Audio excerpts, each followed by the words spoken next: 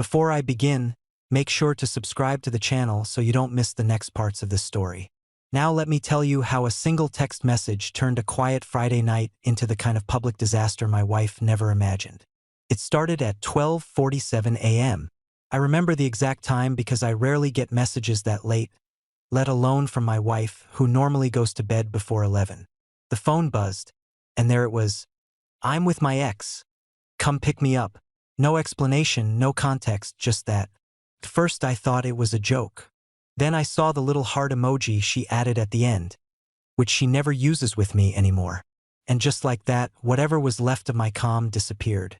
But not in the way she hoped. You see, she always loved staging scenes. Little dramatic moments to get a reaction. She thought jealousy was proof of love. And if I didn't snap or storm around, she'd say I was cold. But that night something felt different. The phrasing, the timing, the absolute confidence in that message. I realized she wasn't reaching out for help. She was reaching out for control. And she wanted me to walk into a club like some desperate husband proving he still cared. I sat there for a minute, staring at the screen. Then I did something she did not expect. I drove to the club, but not to rescue her. The place was a neon cave, music spilling into the parking lot, crowds pushing at the door like it was the only warm place left on earth.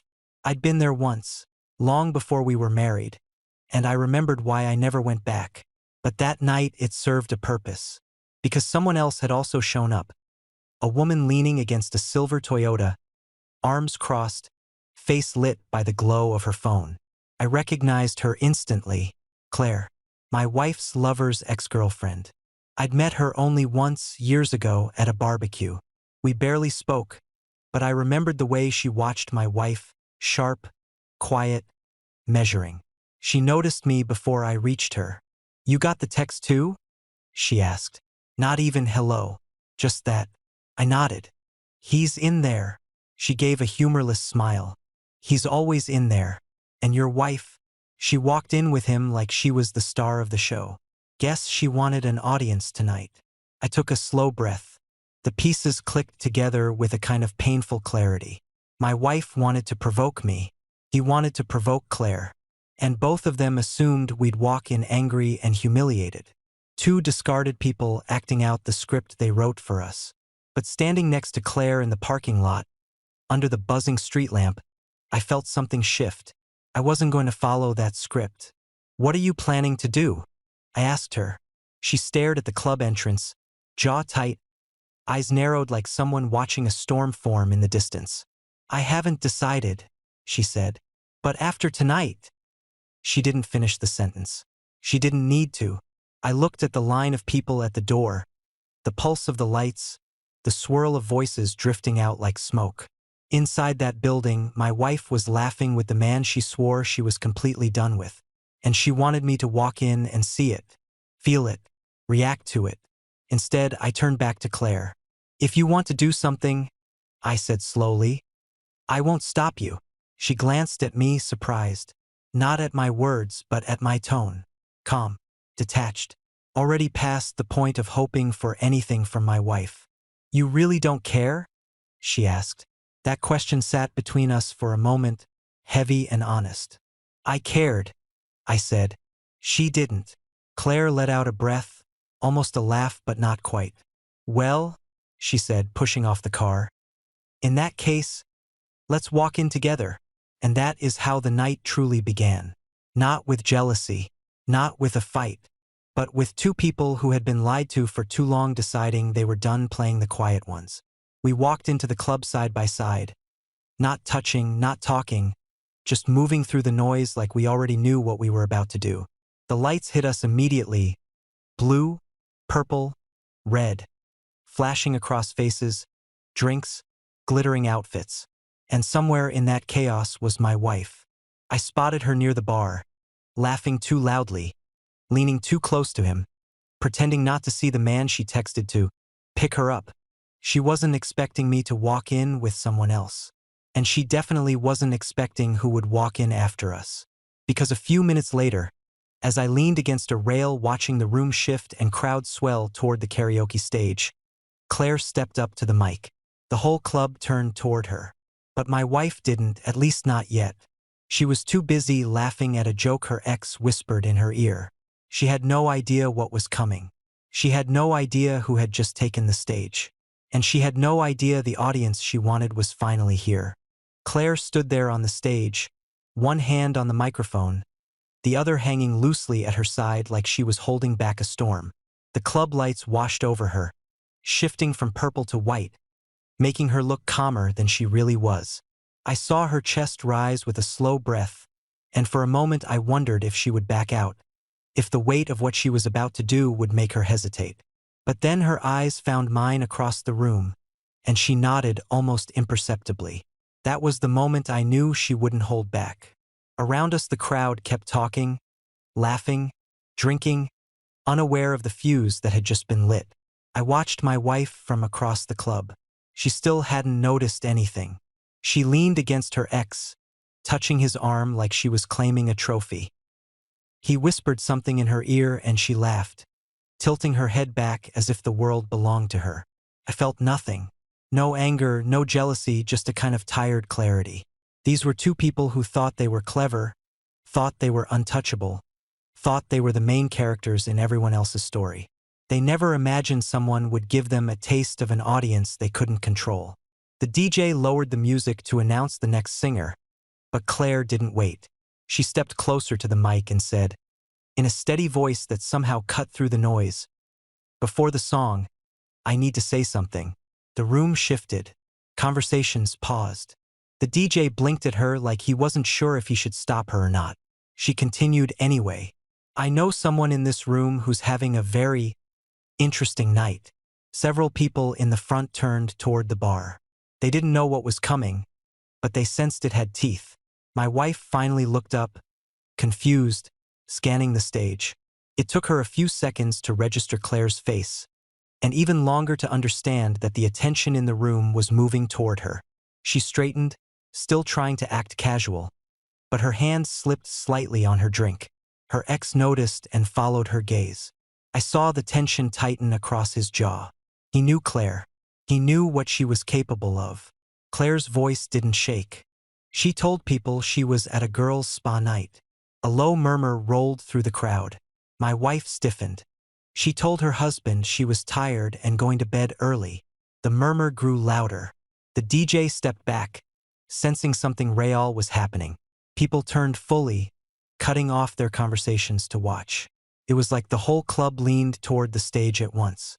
My wife's ex shifted, trying to look amused, but I recognized the nervous twitch in his cheek. Claire took another breath. But instead she walked into this club with a man who promised she meant something to him. While he told me the same thing a month ago, this time the reaction wasn't a murmur. It was a ripple of voices, some shocked, some entertained, all hungry for the truth. My wife froze, like someone had poured ice water down her spine. Her eyes darted around, searching for me, her intended audience. She didn't see me, not yet. She whispered something to her ex, but he didn't answer. Claire raised her chin. "And since everyone here loves a bit of nightlife drama, let's name the couple." The room held its breath. My wife whispered, "Don't," but her voice was swallowed by the noise. Claire leaned into the mic. "Emily," she said, my wife's name, "and Jacob." Her ex silence, and then a stunned gasp from at least 3 directions of the room. My wife's face drained of color. Jacob swore under his breath. The crowd reacted instantly, some laughing in disbelief, others turning to see which faces matched the names. The attention was now fully on them. Claire wasn't done. Emily left her husband at home so she could flirt with the ex she said she hated. Jacob told me he loved me last week. I guess the karaoke stage is the only place either of them tells the truth. The entire club erupted. Shock. Cheers. A few people clapped like they just watched a scene from a reality show. Someone took out their phone. Another yelled, "Where they at?" Jacob grabbed my wife's arm, but she pulled away and looked around again, voice cracking as she said my name. That was when I finally stepped forward. Slowly, calmly, without drama, exactly the opposite of what she wanted. People turned as I walked. Some moved aside. Some whispered. When she saw me, her whole expression collapsed. You came, she said, like the world was spinning. You told me to, I replied. That simple sentence hit her like a slap. She stared at me, eyes wide, mouth trembling. I didn't think you'd walk in with her. She pointed at Claire, but her hand was shaking. Claire stepped off the stage, handing the mic to the DJ as if she had just finished a warm-up. The crowd followed her with their eyes, whispering, buzzing with the kind of energy that only comes when the truth hits louder than the music. I didn't say anything else. I didn't need to. I just looked at my wife, then at Jacob, and then back at her. She reached for me like she wanted to explain, apologize, rewrite the entire night in one breath. But the lights were still on her. The audience she created was still watching. And for the first time in our marriage, she understood what it felt like to lose control of the story. The music didn't start again. Not right away. People were still looking between us, waiting for something, expecting the kind of chaos my wife always assumed I would give her. But I didn't argue, didn't raise my voice, didn't even step closer. I just stood there and let her feel the weight of the silence she had earned. She tried to speak, but the words tangled and died before they reached the air. Her hand trembled as she reached for me again. Please, she whispered. Let's talk outside. Her voice cracked in a way I had never heard before, like she finally understood that there are some moments you can't take back, not even if you replay them 1,000 times in your head. Jacob shifted beside her, rubbing the back of his neck, avoiding every gaze around him. He looked smaller than I remembered, like the room itself had stripped away whatever swagger he walked in with. Claire reached me before my wife did, her expression unreadable. She didn't smile. She didn't look triumphant. She just said, quietly, "You okay?" I nodded once. It wasn't a lie. It wasn't the truth either. It was something in between, something new, like stepping out of a dream you didn't realize had gone sour long before the alarm rang. My wife took another step toward me, her voice desperate now. This isn't what you think. She's exaggerating. She always hated me. You know she wants to ruin me. Claire crossed her arms, unimpressed. Ruining yourself seems to be the only thing you're good at tonight. My wife's cheeks flushed.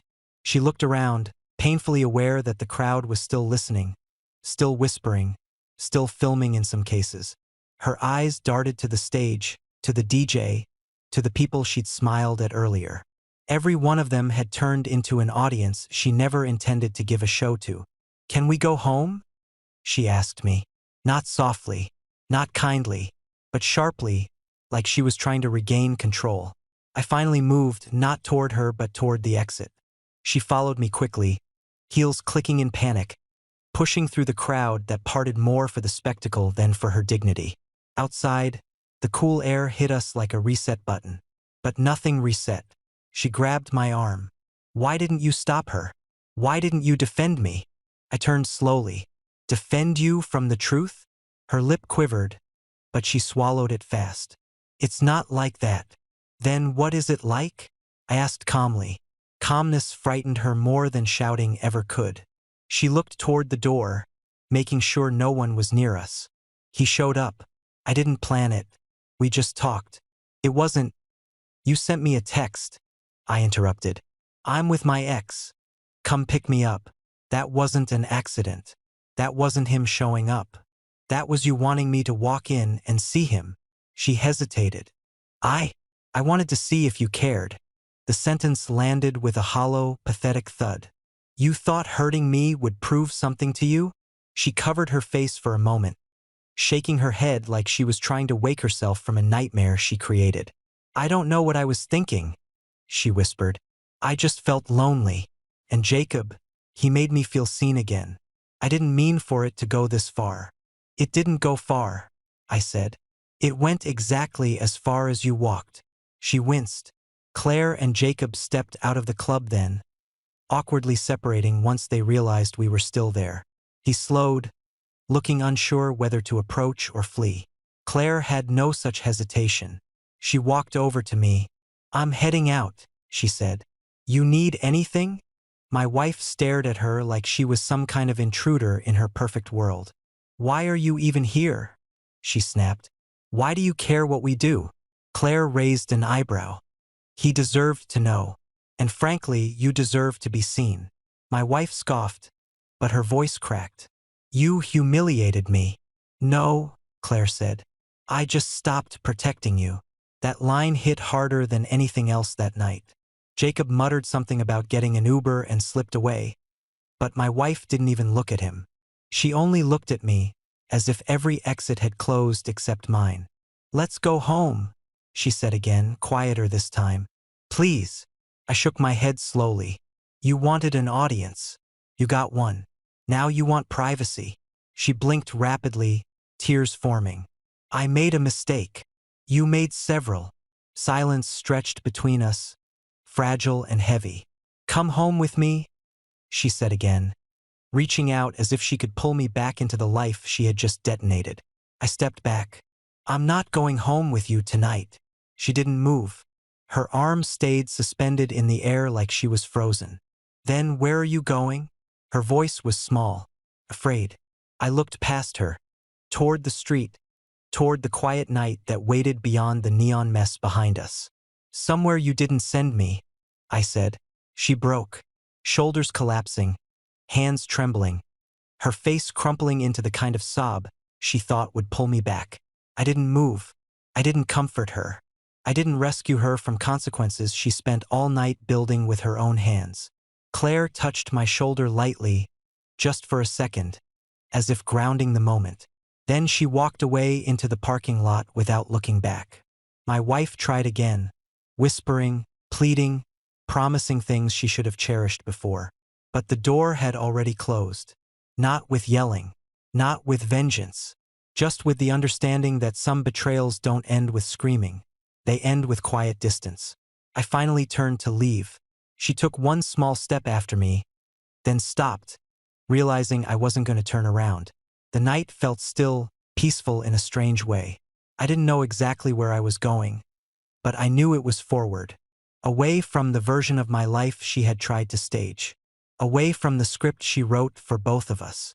And as I walked into the cool air, knowing she stood behind me shaking, knowing the club still hummed with whispers of our story, I finally spoke the last words I would say to her that night. Next time you try to create drama, I said without turning, make sure you know who your audience really is. Then I kept walking, not looking back. Subscribe to the channel so you don't miss what happened next.